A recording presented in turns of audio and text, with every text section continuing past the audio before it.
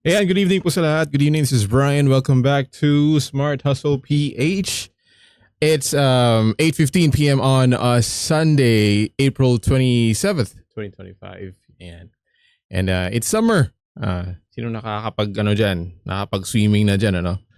And so all right, then di na natin patatagalin pa. So we're just, catching up with yesterday's part 3 ng podcast series natin na Justifying Excuses. Once again, this is Brian, and thank you so much for those who are tuning in right now. And again, we're still talking about justifying excuses. Sino ba sa atin dito ang merong, kahit ba naman ako, marami ng mga naging excuse ko para umpisang magnegosyo. Halimbawa, sino makakapag-relate dyan? Or magsimula ng kahit anong maybe, hobby, hindi naman siguro. Something na, anything, just to start anything na gusto mong gawin.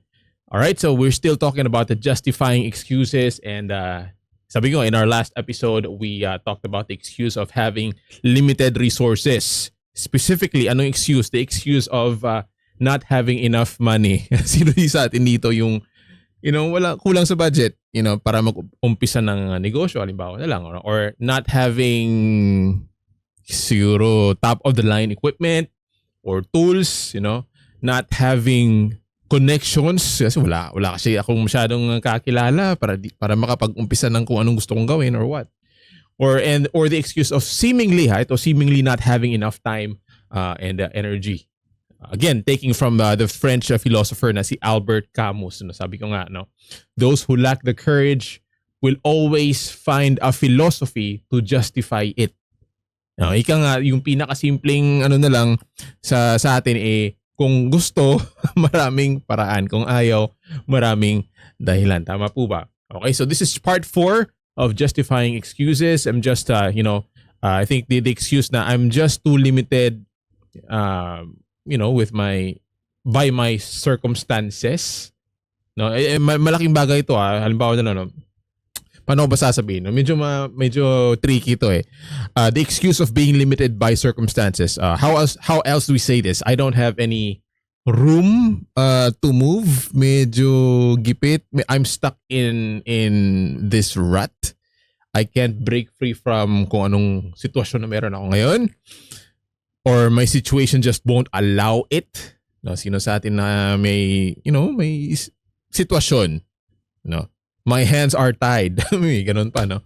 My hands are tied. Parang pelikula lang, Or I don't see any way out of this situation. Sino sa atin yung mga nakaranas na ng ganito. Ayan. And shout out sa ilan sa mga viewers natin. Rembrandt. Hello, good evening po. Dennis. Hello to Kathien. Hello to L. Susan Basalo. Ayan. And JK Labajo. Ayan. Good evening po sa lahat, Okay, so this is a big, one of the biggest excuses we have. We all have different circumstances. We have different situations or episodes in our lives. Some of us grew up with more advantages. Some of us with less. Yung ilan siguro sa atin, or baka may kakilala tayo. Some of us face different challenges in health.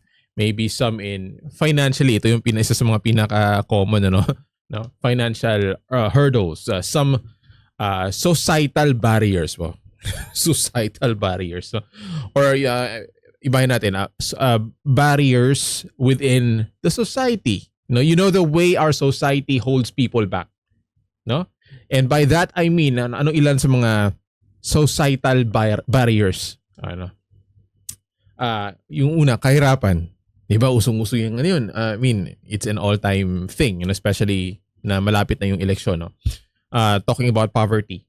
Growing up in a family in this circumstance can, restrict access to a good or maybe a better education, a better healthcare, a better opportunities for advancement, kasi nga, mahirap lang ako. Halimbawa, ganyan, So, hindi naman natin i-discount yun. It is happening. Okay? And isipin na lang natin ganito Think of the kids na yung mga, alam mo yung mga nasa lansangan, nasa mga kalsada, yung mga sobrang bata pa, nagbebenta na kung ano-ano. Okay, iba nag rugby pa or what. No, think of those kids who have to work instead of going to a school, no, or those who cannot afford proper nutrition. Nakikita natin to. This is a fact. No, maraming mga kulang sa nutrition. Ayan. Okay? So I mean, this is a valid situation. Okay? Pero ito lang naman, ang tanong is what's the worst that could happen if you stay in that same place, kung saan ka ba ngayon, kung anong sitwasyon mo ngayon, hindi man masyado, wala masyadong kakayahan, sa buhay, But what's the worst that could happen if you stay in that same place and try that small business, subukan mo, learn a new skill, or apply for that scholarship kung ikaw ay parang estudyante ka pa lamang, What if it actually works out? Okay, subukan mo lang. Ayan. So isa yan sa mga valid excuses na meron tayo, Kasi mahirap lang kami. May ganyan, So we will try to break that mentality or mindset, yung excuse na mahirap lang kasi kami. Ganyan.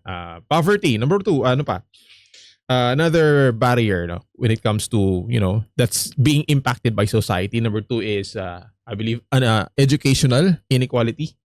Am I right, Educational inequality, unequal kumbaga access to quality education, with differences between isa na dyan is I believe yung nasa urban or rural area ka, nasa probinsya ka, or nasa ibang nasa city ka or what, or the difference between a private and public schools. Imagine the difference in resources between a well-funded school in halimbawa na lang Makati, any mga prominente na mga universities or schools, at yung compare dun sa isang school in a remote province, okay, so ito na naman what if, so ito naman yung tanong, what if you did not go to or you did go to a not so prestigious university. Now, what's the worst that could happen if you might not get in on your first try on that board exam? Kasi marami tayong kakilala. I don't know about you, pero may mga kakilala ako na ilang ulit ng nag-board exam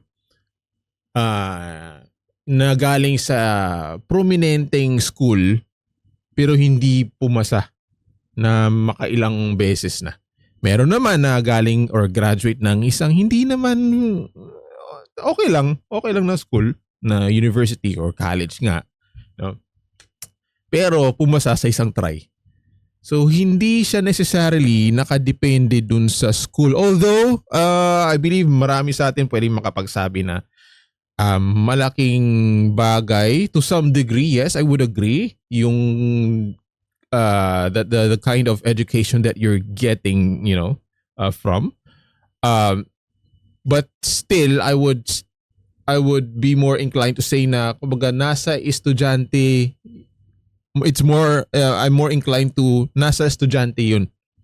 Kasi kung kahit hindi naman ganun ka prestigiyoso nung university or yung school mo, kung resourceful ka lang din naman at kumbaga you are diligent enough to study, malamang mas malaking chance mo na pumasa sa board exam or kahit anong whatever exam that is, or kahit mag-apply ka ng trabaho. Okay? So the point being is you may fail, but you have the opportunity to what? To persevere. To seek out alternative learning paths, or to find a mentor who can guide you, and then you can try again and eventually make it, hopefully. No? Ano pa? Hindi lang poverty, hindi lang educational inequality, regional disparities. Regional disparities, uneven development and opportunities across different regions of the Philippines. Hindi natin ito may pagkakaila, pag sinabing, Bisaya ka kasi. Okay, tulad ko, I'm a Bisaya, di ba? I'm from Visayas, or taga Mindanao, or whatever. So, think about the lack of kumbaga, infrastructure and job opportunities in some provinces compared to Metro Manila. Di ba? We cannot deny the fact na sobrang congested na sa Metro Manila. Kasi nga, sinasabi ng marami, andun ang magandang opportunities, which I disagree. I mean, to some degree, yes. So, yun nga, masyadong sobrang saturated, or yung pag-iisip natin na pag nandun ka sa Manila, nasa Manila ka, mas maganda yung buhay mo, maganda yung opportunity mo. Well, that's now, hindi yan yung nakita natin. I mean, there's always two sides of the coin, right? So, andun din naman yung mga sobrang mahihirap. Yung makikita natin, But anyway, we're not talking about that. But I'm talking about the regional disparities. What's the worst that could happen if you have to work smarter and to find opportunities where you are right now? Kung saan ka man ngayon, whether you're in Luzon, Visayas, or Mindanao, or kahit sang lupalop ka ng mundo ngayon, work smarter to find opportunities where you are right now and be so good at it. No? What if you could build a successful business in your own hometown?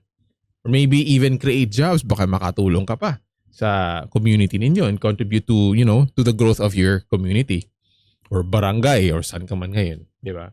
So, discrimination based on what? Region or maybe even ethnicity or religion. Ito isang din to another factor, no? Kung bakit parang iniisip ng marami na okay, ganito kasi ganito yung religion ko, kasi bawal sa amin yung ganito, kasi ito yung lahi ko, ganyan. Okay. So prejudice, may nangyayaring mga ganyan, prejudice and biases that can, limit opportunities for certain groups. Okay, I mean, we cannot deny that discrimination based on ethnicity or religion or region means that some people face unfair treatment because of their background or beliefs. So ang unfairness na ito, this can show up in obvious ways, like being denied in a job kasi iba yung belief mo. I know of wag na lang si religion, baka madali tayo dito.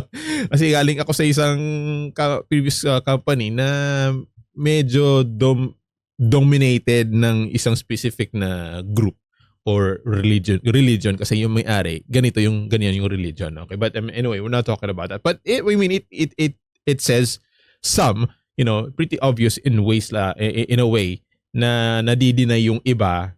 Hindi natin nilalahat, kasi nga because of a different religious belief or ethnicity or region, or in less obvious ways, pag nasa loob ka na ng kumpanya, you are being overlooked for promotions because of this issue. Okay? But the question again is, what's the worst thing that could happen?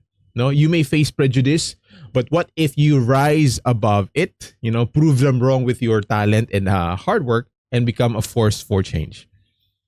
Paano kaya, no? Okay? Pero here's the thing lang. Whatever it is, your circumstances are not your destiny. No, they are just your starting point, kumbaga. And of course, life throws curveballs, kumbaga, no? But bad things happen. Like lahat tayo, walang exempted dyan, no? You might have faced setbacks or disappointments, even trauma for some of us, for many of us maybe. And it's easy to get stuck there, to let those experiences define you when they should not be the sole measure of who you are or what you're capable of becoming. All right. So it's 8:29 p.m. Let's take a quick break. More on our podcast back in a bit. All right. So balik tayo, sa topic natin, just borrowing from another quote from Art Linkletter. If you've been listening to some of my podcasts, maybe you've heard me saying this kasi isa to sa mga paboritong quotes ko, by Art Linkletter. Sabi niya, things turn out best for people who make the best out of the way things turn out. Again, by Art Linkletter, he said something like, things turn out best for people who make the best out of the way things turn out. Okay. So anong ibig sabihin na to? It simply means that what happened to you does not matter nearly as much as what you decide to do about what happened to you. Okay, ulitin natin, It simply means that what happened to you does not matter nearly as much as what you decide to do about what happened to you. So nakadepende sa'yo on what you make out of that situation or episode or circumstance sa buhay mo. There could be many answers. It's either you, may nangyari sa yung sitwasyon, pwede kang magtampo, magalit, or you can make your way out of it. Hayaan mo na lang, pwedeng ganyan, no? But the thing is, it's not about denying. Maybe it's a past experience of some sort. No, it's not about denying the past. It's about taking control of your narrative. Kumbaga, you get to choose how you interpret those events and ask yourself maybe a question of, do you see them as roadblocks or as stepping stones? Do you see yourself as a victim or as a survivor? No, do you see these, or do these circumstances make you or break you? Because here's the truth, you have more power than you think. You have the power to learn new skills, to build new relationships, to create new opportunities. Ikaw lang. I mean, there could be some external factors kung meron kang ang kakilala, may mga ganyan, ni-refer ka or may tumulong sa'yo, ganito, ganyan, But I'm talking about, the excuse. Kahit ba naman meron opportunity, pag meron ko talaga excuse, ayaw, kung ayaw mo, ayaw talaga. Meron ko talaga dahilan, no? So, yes, you have the power. It's your mind, utak mo naman yan, it's your heart, no? It's you who will benefit, from it for the most part, no? Pag meron ka na lamang bagong skill, or if you have made a new friend or some new friends or new colleagues, or new opportunities. Pero ang tanong lang, will it be easy? Magiging madali ba ito? And the easy answer is no. Syempre, no, it won't be easy and it won't happen overnight. But it is possible. Again, borrowing from Les Brown. Lahat ng mga quotes natin dito, hiniram ko lang din naman. Okay, hindi naman ako, mentor or anything like that, or guru, no? It is possible. So instead of saying I'm limited by my circumstances, you can start saying I am rising above my circumstances. Pwede ba 'yan? No? Because this can be your truth eh. You are capable of more, than you know. At kung titignan natin, everyone faces challenges, mapa-financial man, or health, or sitwasyon, nawalan ka ng mahal sa buhay, or anything, one way or another. Life is not always fair. In fact, life is unfair. Tama po ba? But dwelling on what you don't have gets you nowhere. So, anong pwede natin gawin? The key for me, ito lang isa sa mga natutunan ko lang din. The key is to shift your focus. Stop comparing yourself to others and start focusing on what you can control. So I also have a podcast about this, It's called Focus on What You Can Control. You can check my YouTube channel, Smart Hustle PH. So, yung mindset natin, your mindset, your resourcefulness, your ability to make the most of what you do or what you have right now, that's where your power lies. And the truth is, limited resources or being in different circumstances are realities for all of us actually. Lahat tayo may iba't ibang ganap sa buhay, iba't ibang mga pangangailangan, iba-ibang sitwasyon, ganyan. So hindi na to bago, lalo na sa atin hindi na raw third world country yung Pilipinas. I'm not sure kung tama ba to, but it's a developing country. Developing country daw. Okay, so going back, not too many of us were born with a silver spoon. And malamang sa malamang, ulitin natin, kung mayaman ka na, hindi mo na to kailangan. Malamang. Okay, you may not be, most likely walang nanonood nito. Okay? So, but if you are one na hindi ka pinanganak na, mayaman, na galing sa well-off na pamilya, hindi naman sobrang or what, no? not coming from a silver spoon. You're not born with a silver spoon. Kumbaga. In fact, yung kung pinanganak ka, no, na privilege, nga sabi ko nga, it's less likely or even malamang sa malamang, hindi mo to pinapanood o pinapakinggan. But having limited resources, specifically being in any circumstance, this does not have to be a barrier to success. Yung pagkakaroon ng problema natin sa buhay sitwasyon, no? No. So the key is, okay, let's get on to this. The key is, sabi ko nga, you are to shift your focus. Paano? The key is to think creatively. Think creatively and find ways to leverage what you currently have. Okay, magbigay tayo ng mga halimbawa, no? So, how do we overcome the limitations, the limitation of, the excuse of being limited by circumstances? No? Halimbawa na lang, no? That was, tao dito, ilan sa mga tips na pag-usapan natin is, number one is to think creatively. Okay, think creatively. Look for innovative ways to achieve your goals with limited resources.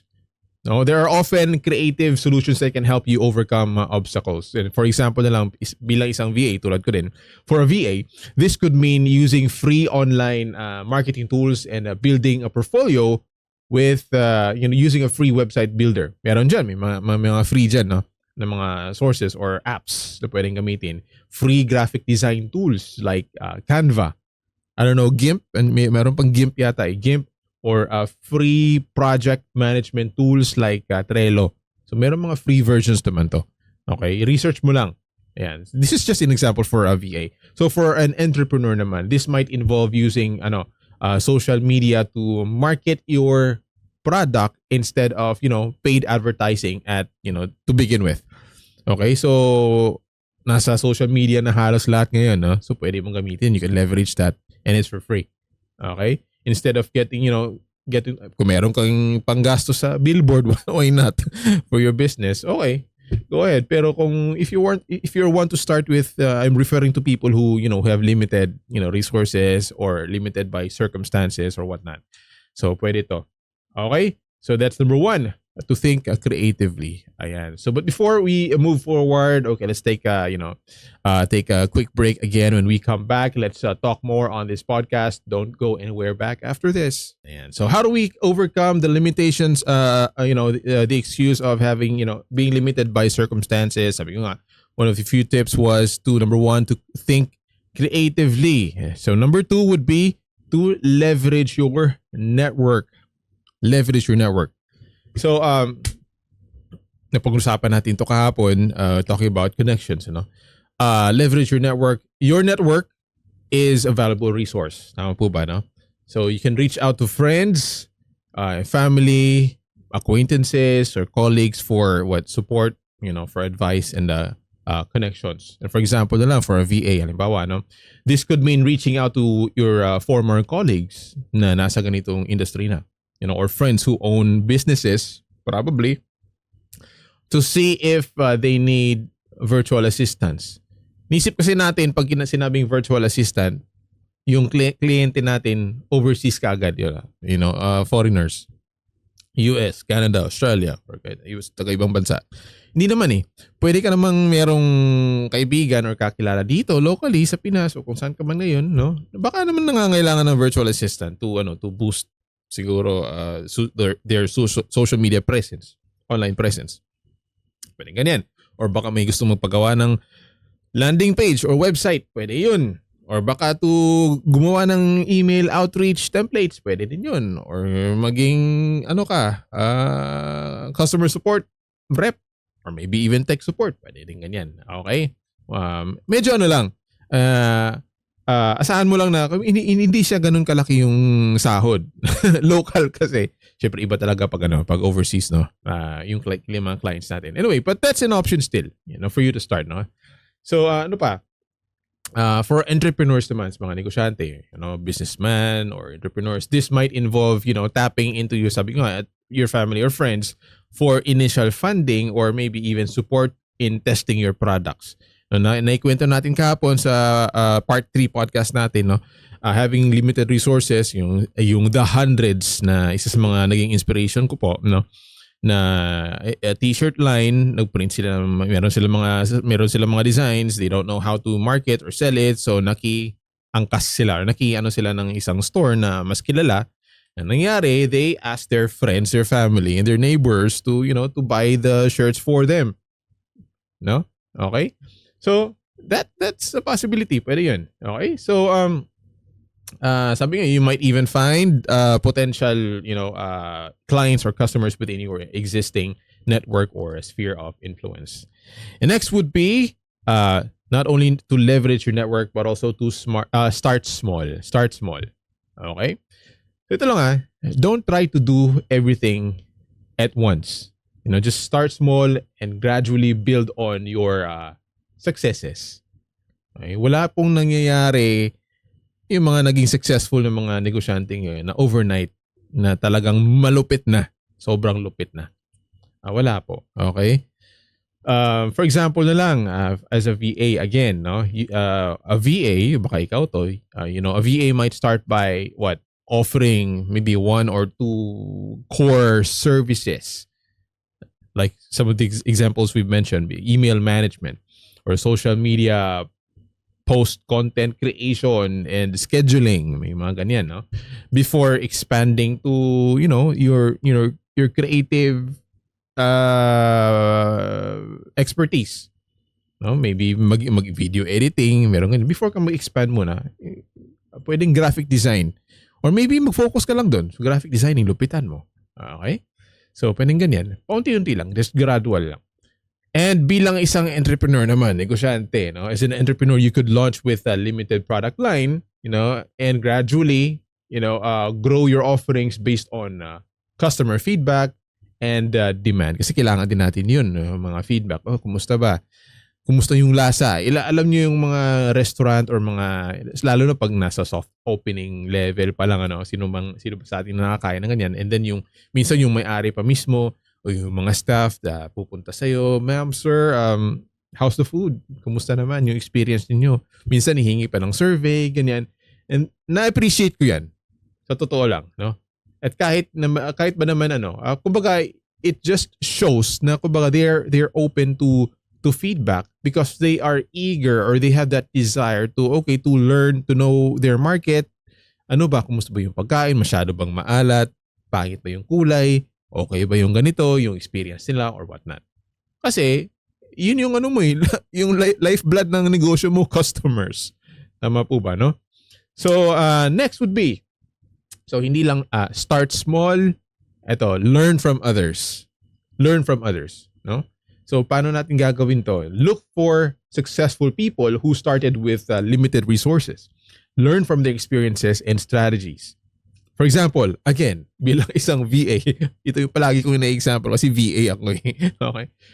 And an entrepreneur. So both VAs and entrepreneurs can benefit from what? From studying the success stories of others in their fields.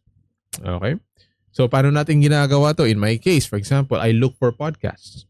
I listen to podcasts and YouTube channels or read blogs that share practical advice and real world experiences. Yung mga self-help, personal improvement na mga pinakikinggan ko. Ayan. And for VAs, this might mean halimbawa na lang learning from someone or a seasoned VA, or VAs, about pricing strategies or client communication. Isa to sa mga naging struggle ko kasi. Dati pag meron ako mga gigs kanyan, tatanungin ako, magkano yung rate mo sa whiteboard animation mo? So hindi ko alam kung paano ako magbibigay ng rate. Is it by the minute or by the element? Kung ano yung drawing ko, gaano siya ka-complex, ano yung content, ilang minuto ba to, ano advertisement ba to, sino ba yung target audience, ilalabas ba to sa TV or sa internet lang, meron ganyan, social media, may ganyan. So may mga factors. And as you go along, as I went along rather, dun ko lang mas lalong natutunan kung paano ko i-market yung sarili ko, paano yung strategies ko, o paano yung pricing ko. sa mga ginagawa ko. Although wala masyado akong gig ngayon sa whiteboard animation. But just an example na naalala ko lang, top of mind. Okay, so for entrepreneurs naman, mga negosyante dyan, no, this could improve studying how successful startups gained traction. Marami tayong matutunan talaga kung talagang gugustuhin natin matuto. Di po ba? Okay? So, talking about, kung gugustuhin nating matuto, embrace a growth mindset. We are to embrace that mindset, growth mindset. Believe in your ability to overcome challenges and achieve your goals. So, ang pagkakaroon ng growth mindset kasi, this will help you see setbacks as what? As opportunities for growth. And example ulit, no? Parehong VA at entrepreneur. Both of these, types of people will face rejections and setbacks. Sigurado dyan.